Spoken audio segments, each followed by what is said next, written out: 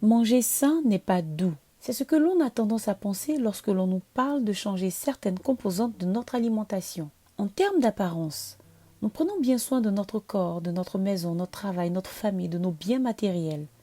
Et bien de même, nous devons prendre soin du contenu de notre assiette et par ricochet de ce qui entre dans notre bouche. Bienvenue à notre émission 3 minutes pour ma santé. Pour l'opinion publique, une alimentation saine est une alimentation sans saveur. Nous devons faire en sorte que le contenu de notre assiette ne soit pas dangereux pour notre santé. Comment? Eh bien, informons-nous. Et surtout, évitons la facilité alimentaire actuelle qui nous est suggérée de manière insistante par les publicités et l'industrie alimentaire. Notre palais a longtemps été trompé par des saveurs artificielles. Les cubes et sauces d'assaisonnement, les sodas, biscuits, friandises et plats industriels qui ont pour ingrédient principal exhausteur de goût, colorants et conservateurs, tous fabriqués chimiquement.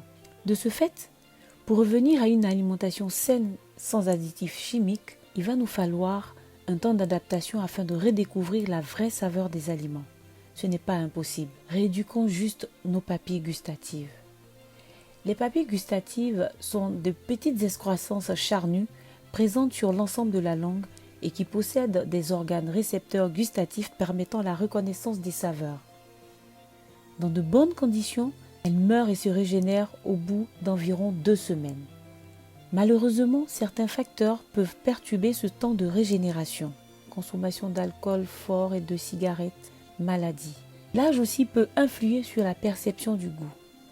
Selon la conclusion d'une étude du professeur Helen Hopfer, plus on prend de l'âge, plus on perd le goût et l'odorat. L'odorat est un sens qui fonctionne par association.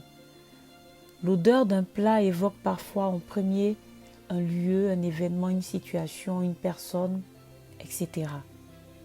Et c'est ce souvenir qui nous suggère parfois d'aimer ou non un plat. Imaginons maintenant que l'un de nos plus beaux souvenirs soit lié à un plat ou à un aliment qui est décrit aujourd'hui comme étant mauvais pour la santé. Il nous sera quasiment impossible de le bannir de notre alimentation, à moins que nous ne décidions de faire un énorme sacrifice. L'être humain existe, naît, vit et meurt.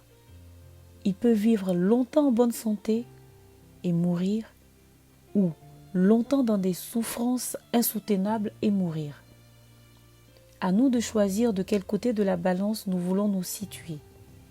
Notre alimentation est à plus de 90% la base de notre santé et la base des maladies qui nous tuent. On ne soigne pas les maladies, on refait notre santé et les maladies disparaissent. Et ne croyez pas que notre santé se fera par des médicaments. Les médicaments masquent juste les symptômes, mais ne soignent pas de maladies. Merci de nous avoir suivis et à bientôt pour un autre 3 minutes pour ma santé. N'oubliez pas de vous abonner sur notre page Facebook et notre chaîne YouTube Hygiène de vie et sciences du sport.